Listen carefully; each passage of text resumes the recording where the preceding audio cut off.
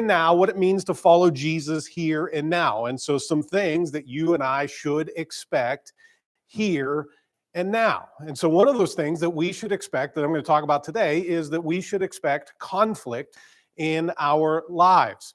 I don't know if you have ever read Gary Larson's Far Side comics, but Gary Larson uses surrealism in his Far Side comics to really bring about humor. And some of the funniest ones that I find, because you know this about me, are the conflict that always happens between dogs and cats. Okay, so I have a couple of examples here of Gary Larson's Far Side with dogs and cats. So there's the first one. I know it's kind of small, but the guy's sleeping in bed or the lady's sleeping in bed and the cat's at the foot of the bed and the dog's at the window saying, "Put the cat out. Put the cat out." Okay. And here's another one. The dog is trying to trap the cat. And so you can see cat food, misspelled, of course, because dogs really aren't that smart. And so pointing into the dryer and the dog's hiding behind the washing machine saying, "Oh, please, oh, please, oh, please." Okay. And so there's conflict that happens between dogs and cats. And so I'm going to read something here for you. Again, I came across this. Actually, somebody in the church sent it to me after I came across it. So I'm not the only one who was thinking this way. But here it is, detailed steps on how to wash and bathe your cat. Okay, so here is the step-by-step instructions on how to bathe your cat. It says, be careful not to deviate from any portion of these instructions. Doing so can result in serious injury. Step 1, first, thoroughly clean the toilet. 2, add the required amount of shampoo to the toilet water and have the lid lifted. 3, obtain the cat and soothe him while you carry him toward the bathroom. 4, in one smooth movement, put the cat in the toilet, close the lid. You may need to stand on the lid so that he cannot escape. 5, flush the toilet 2 or 3 times. This provides a power wash and rinse, which I found to be quite effective. 6, have someone open a door to the outside. Ensure no one is between the toilet and the outside door. 7, stand behind the toilet as far as you can and quickly lift the lid. Finally, the now clean cat will rocket out of the toilet and run outside where he will dry himself. And it's signed, sincerely, the family dog. Now, we find that humorous because we know that dogs and cats have what we call opposing natures, right? They are just opposing natures. They just don't get along. And we find that kind of humorous, but something even more sobering is that if you're here today and you're a follower of Jesus, you're a believer, we live in a world that has an opposing nature from ours. Because if we're a believer, we've been redeemed, we've been renewed, we've been regenerated.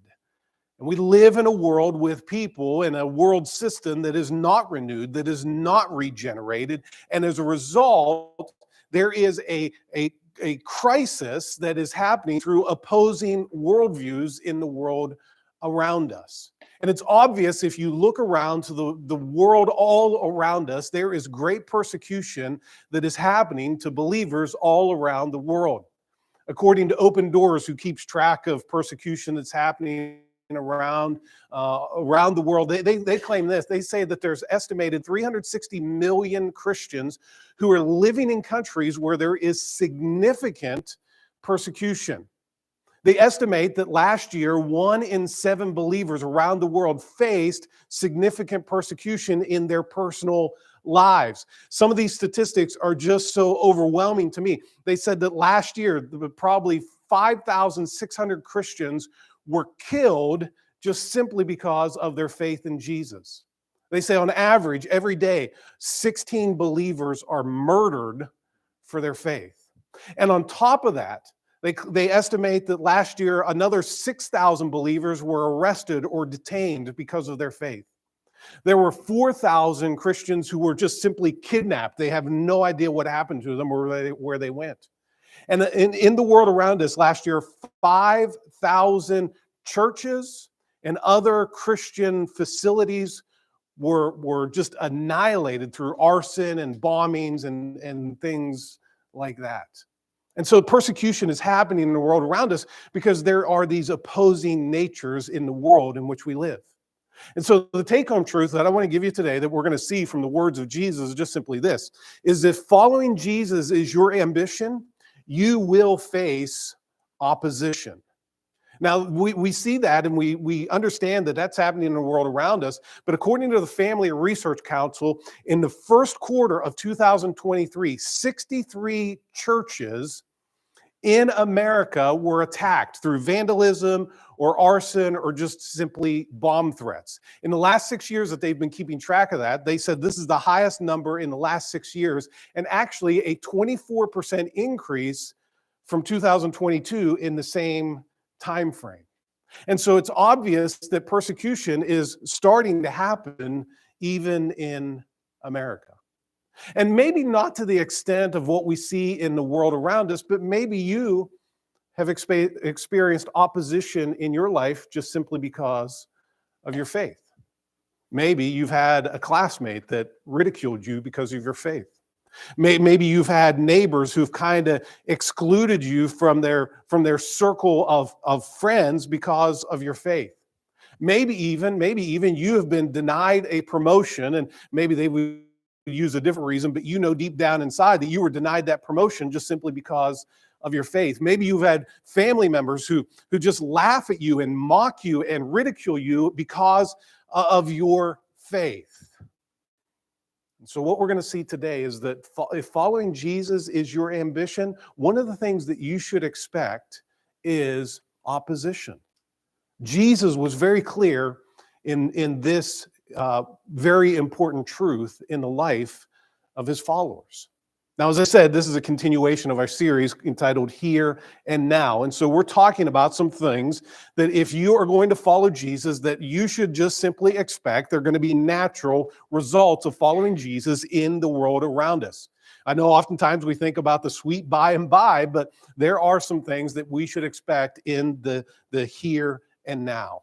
And last week we looked at this, that last week we should expect to face pain and pressure and trials and tribulations, that we should just simply expect that.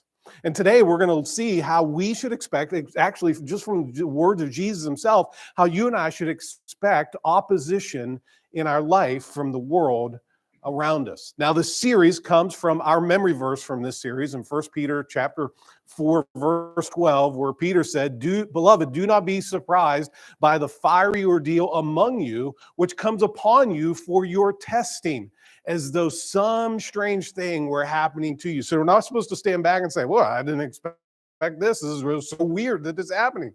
Peter said, don't be surprised.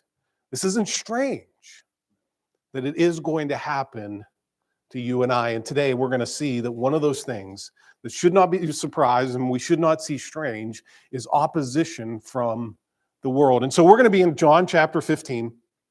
And we're actually going to start reading in verse number 18. If you have a red letter edition of the Bible, you're going to see that this chapter, the chapter before, and many of the words surrounding this, they're all in red because this is what Jesus was teaching his disciples. It's oftentimes what we call the upper room discourse. And so this is the last time that Jesus has to teach his disciples before he's going to go to the cross and die and suffer for the sins of mankind. And so he's gathering with them and he's teaching them about really what he wants them to do and what to expect in this life. And so he's telling them about how they are to love one another and all of those things. And he comes here to verse 18 and he says to them, he says, if following me is your ambition, you should simply expect opposition. And so we're going to look at this today. And the first thing that we see here, the first thing Jesus addressed is the reality of the world's opposition, that this is a reality in our lives. And here, we're going to read through here several times in these verses, Jesus is going to use the word hate or hated or hatred. And what Jesus is doing here, he's saying, hey, I'm not sugarcoating this for you. I'm going to let you know, I want you to know that what you're going to experience is a reality. It's true in your life. In verse 18, he says this, if the world hates you, you know that it has hated me before it hated you. Now, when we read that in the English language, it starts with the word if the world hates you. And it kind of carries that idea of some sort of uncertainty. But the way it was written in the original language, when John wrote these words of Jesus, it carried with it the idea of certainty. And basically, you could kind of read it this way. If the world hates you, and trust me, they do, you know that the world hated me as well. And actually, that word if in the original language could be translated into the English word since. Okay, so it could literally say, since the world hates you, know that it hated me before it hated you. This is not something that it might happen or it might not happen. Jesus said this is a reality in the life of my followers. And look what he says. First, it hated me before it hated you. Literature, an equivalent statement. And so if one part of the statement has logical value, the same logical value can be applied to the other part of the statement. And so Jesus said, the world hated me. So logically, you can understand that the world's going to hate you as well. And we hear it all the time that there are people in the world who say, oh yeah, I love Jesus. I just don't like Christians much. And that's a felonious argument, because Jesus said the world hated me. Did the world hate Jesus? Absolutely. Because less than 24 hours after Jesus said this, he was going to be arrested, tried, and crucified. They were going to spit on him. They were going to crucify him. They were going to run him through with a spear. And they did that because they hated him. And Jesus said, understand this. This reality is that if they hated me, they're going to hate you as well. And sometimes it may be physical violence, as we see in so many places in the world around us, where there are Christians who are facing physical violence because of their faith.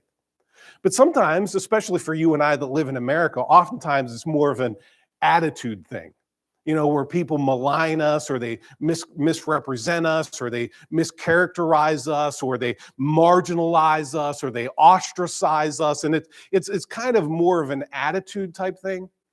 But still, there is that opposition. And Jesus said, this is true.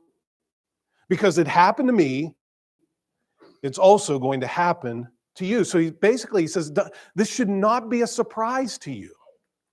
Now, the interesting thing is that in U.S. history, this is the longest peacetime that the church has experienced. Throughout the history of the church, there's never been a time like we have experienced in America where we've had basically no persecution as believers in this nation. And it's different than the rest of church history. Tertullian, who was kind of that second generation of believers, so you had the apostles after Jesus' resurrection, and Tertullian was right after those guys. And he said this, he said the blood of the martyrs is the seed of the church. He said the church has grown and flourished through the blood that has been spilled by believers who've been persecuted for their faith. And it's just simply a reality that we should understand. Because if following Jesus is your ambition, you will face opposition. But Jesus went on, he said, this is not just a reality, but Jesus said, hey, let me give you the reason for the world's opposition. And what we're going to see here is the whole reason for the world's opposition is our exodus out of the world. Well, we've been redeemed. We've been brought into a new kingdom, and our exodus out of the world is the reason why the world hates us. If you look in verse 19, if you were of the world would love its own. But because you are not of the world, but I chose you out of the world, because of this, the world hates you. Again, it starts with that word if, but in the original language, it's the idea of certainty. He says, if you were of the world, which of course you are not, the world would love you. And he says, the whole reason the world hates you is because you do not conform. If you're truly a follower of Jesus, we do not conform to the world's attitudes. We don't conform to the world's ideologies. We don't conform to the world's philosophies, that we are different. We have been brought out of the world into a new kingdom. And he said, if we are of the world would love us. And listen, we live in a time and we live in a culture and we live in a world that claims to be tolerant, right? but it's only tolerant of the people who conform to its image. You and I as believers don't conform to the image of the world, and for that reason, they don't tolerate us. And Jesus said this, he said, the reason why you don't conform to the world is because I have called you out of the world. And because I have called you out of the world to be part of my kingdom, because of this one reason, the world hates you. Because you don't look like them, you don't act like them, you don't think like them, because you are different. D.A. Carson said this, he's a theologian. He said this, he said, former rebels who have, by the grace of the king, been won back to a loving allegiance to the rightful monarch are not likely to prove popular with those who persist in their rebellion. He said, it's just the reason why we are not of this world and we have a different spirit than the world around us. And if following Jesus is your ambition, you will face opposition. And Jesus went on, he said, hey, let me just give you the record of the world's opposition. Like, there is history that is here. From the very beginning of the Christian faith, there has been a record of the world persecuting the followers of Jesus. There's historical evidence and records that show that the world has opposed believers. And so he started in verse 20, and with one word, he said, remember. In light of all this, he says, I want you to remember. And it's actually an imperative, it's a command. And it's the idea of continuous action. And so he's basically, Jesus telling his followers, and by extension, you and I today, he's saying, I want you to remember and keep on remembering. I don't want you to forget what I'm about to tell you. Remember and keep remembering day after day after day. Verse 20, remember the word that I said to you. A slave is not greater than his master. If they persecuted me, they will also persecute you. If they kept my word, they will keep yours also. And so Jesus uses this idea of the greater to the lesser. He says, if they persecuted me, it should come as no surprise that they are going to persecute you as well. And that word persecute is the idea of to cast out or to chase away. It was a word that was used in the first century to describe a predator that would chase a prey. If you ever watch Wild America or something, you saw the lion chasing the antelope, or the wolf that's chasing the rabbit. That's the idea that's carried on here. He said the world is chasing us away. It's pushing us away. It wants to eliminate us. And this has been the record from the beginning of the faith. Because listen, according to church history, every single one of the 12 apostles, except one, died a horrible martyr's death. Listen to them. James, the brother of John, we can read about this in Acts 12, was beheaded in Jerusalem by King Herod. He was the first one of the apostles to be martyred for his faith. Andrew and Philip were both crucified. Peter was going to be crucified, and Peter said, hey, I'm not worthy to die like my Savior, so he actually had them crucify him upside down. Bartholomew was skinned alive. Thomas was stabbed to death with a spear. Matthew was killed with a halberd. James, the son of Alphaeus, was beaten to death with clubs. Thaddeus was beheaded. Simon the Zealot was sawed in half. And the only one not to die a martyr's death was John, but he spent extensive time in exile on the island of Patmos. And so from the very beginning, we can see this history, this record of the world's persecution. And throughout church history, we have records of believers who were fed the lions in the Colosseum, who were boiled, who were killed in boiling oil, who were skinned to death. And all of this has happened throughout the history of the world. And so Jesus said, remember, the world hated me, they're going to hate you as well. And to understand that you and I are in good company. Because if following Jesus is your ambition, you will face opposition. And so what Jesus does here is he kind of ties it together for them, and he kind of wraps up here and he says, let me give you the recipient of the world's hate. Have you ever had somebody tell you, hey, don't take it personally? You know, you're at work and that coworker comes up and just treats you horrible, and you feel awful afterwards. And another coworker says, "Oh, don't take it personally. I mean, he's a jerk to everyone." Okay, have you ever experienced that? Just don't take it personally. And so Jesus, as he's talking about the world's hate for his followers, and specifically to his disciples who are sitting there, he says to them, he says, "I don't want you to take this personally, because really it's not about you, it's about me." Because look at what he said here in this verse. He said, "But all these things they will do to you for my name's sake." All these things, what's he talking about? He's talking about all the persecution that he had just mentioned. He said they're going to chase you away. They're going to pursue after you. They're going to try to eliminate you. They're going to persecute you. And he says all of these things they will do, not because of you, but they will do this to you for my name's sake, because you have taken the name of Jesus. And then he said, because they do not know the one who sent me. The whole reason they hate you, the whole reason Jesus said they hate me, is because the world does not know the Father. Now, in these verses, we've read that word world a number of times.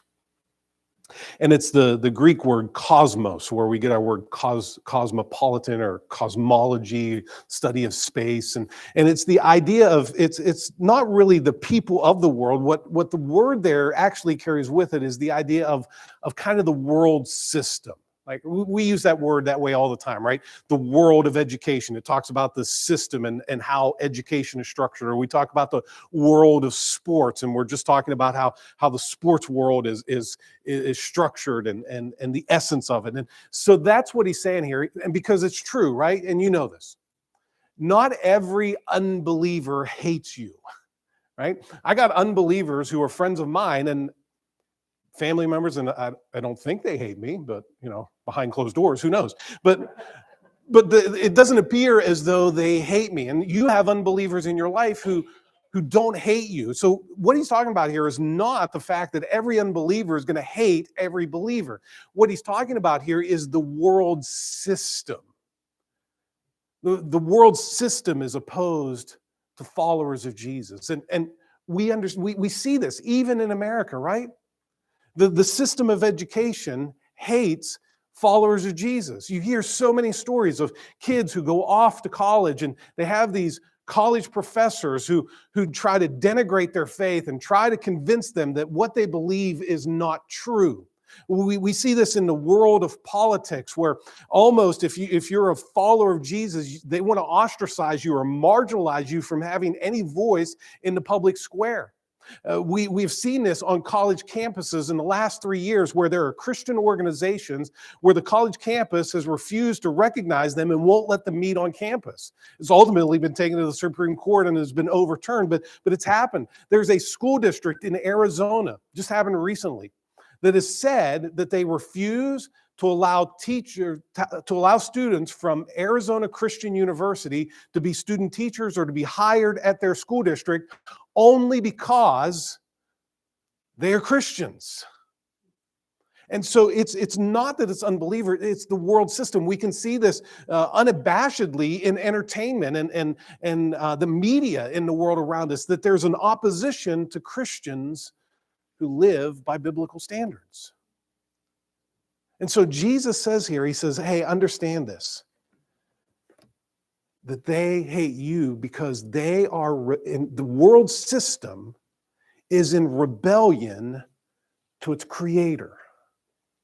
And as a result of that, they will oppose you. And this is what I find fascinating here.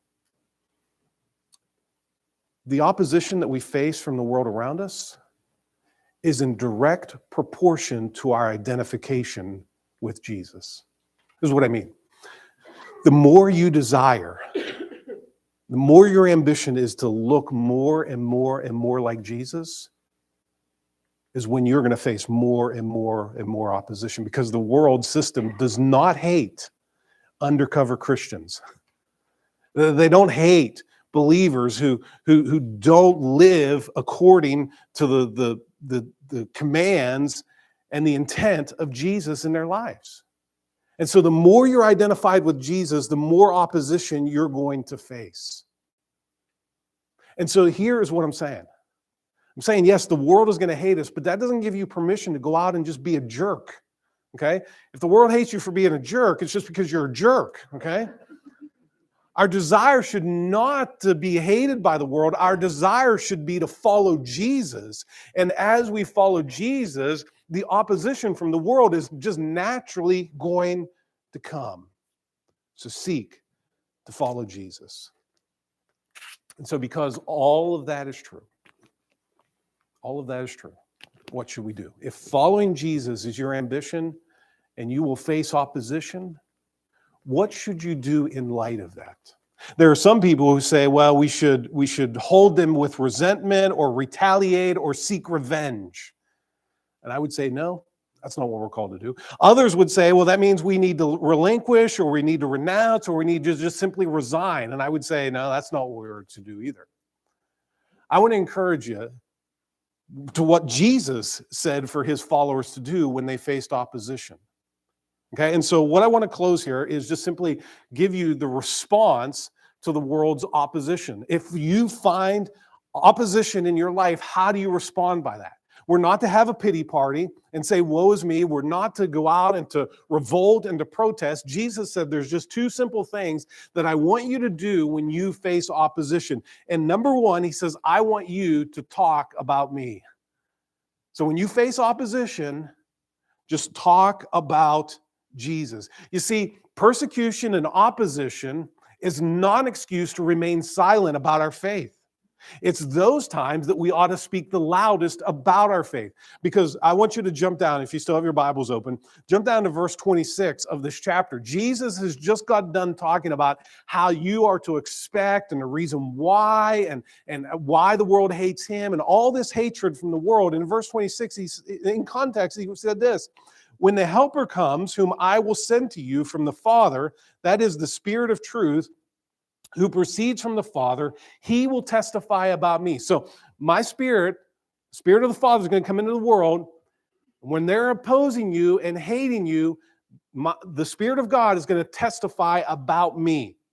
And then in verse 27, and you will testify also because you have been with me from the beginning. So he says, in the midst of all this hatred and opposition from the world, talk about me. And what he says is, hey, the Spirit of God is going to come from the throne of God to equip the people of God to talk about the Son of God. You see, Jesus said, hey, you're going to face this opposition, but I'm not leaving you to this monumental task by yourself.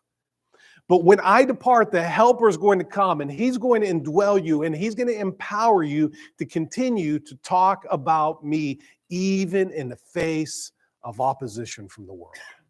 So don't remain silent. Continue to talk about Jesus. And then the second thing that Jesus said as we respond to opposition in the world is to walk with Jesus. So talk about Jesus and walk with Jesus. You think about that. What is the greatest danger? What's the greatest danger when persecution happens? What's the greatest danger when opposition happens to believers? Is the greatest danger ridicule or ostracism or persecution or even death itself? I would say those are not the biggest dangers. The biggest danger that happens in the face of opposition and persecution is believers walking away from the faith.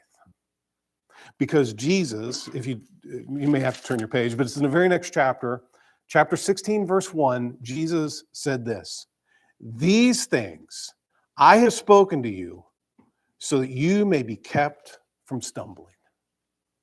Again, in context, he's just got done talking about how the world hates his followers. And he said, all these things that I've just spoken to you, I told you this so that you're not taken off guard, so that it doesn't come as a surprise, so that one day when you are persecuted and face opposition, you can't say, well, Jesus didn't tell us that. He said it was all going to be rainbows and sunshine. He said, I've told you all this so that when it comes, you may be kept from stumbling. And the word stumbling is actually where we're getting the English word scandal. He said, I don't want you to be a scandal to my name.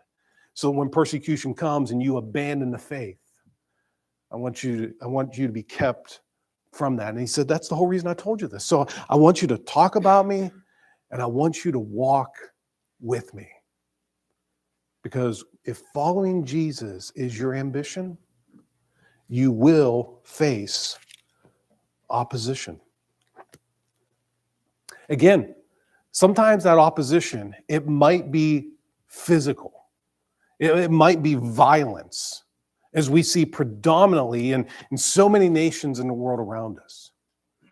But it might just be that you're excluded by your friends. It might just be that you're denied that promotion. It just might be that your opposition is that you're mocked or you're insulted because of your faith. It just simply might mean that you are rejected by the people around you. But whatever the case, understand that if following Jesus is your ambition, you will face opposition, because here's the truth. There is a price to pay for following Jesus.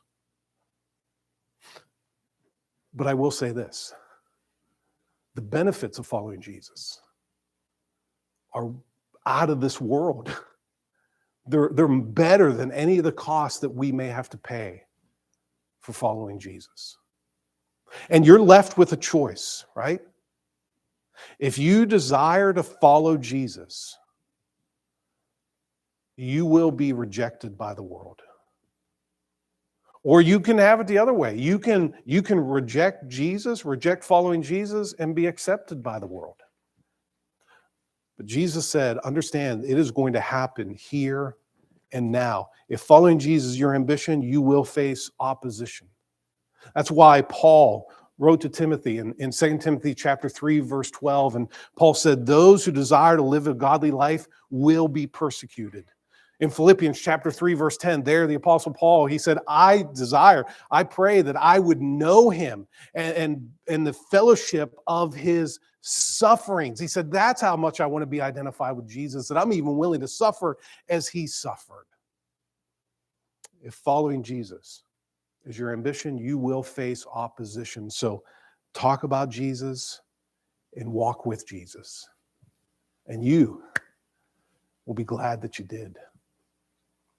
Now, I want to wrap up here, and I have a video of a pastor who has faced persecution. It's a video that comes from Voice of the Martyrs, who, again, they share stories and testimonies of believers all around the world who have faced persecution. But I want you to watch it. It's a very short clip here, but watch the persecution that he faced.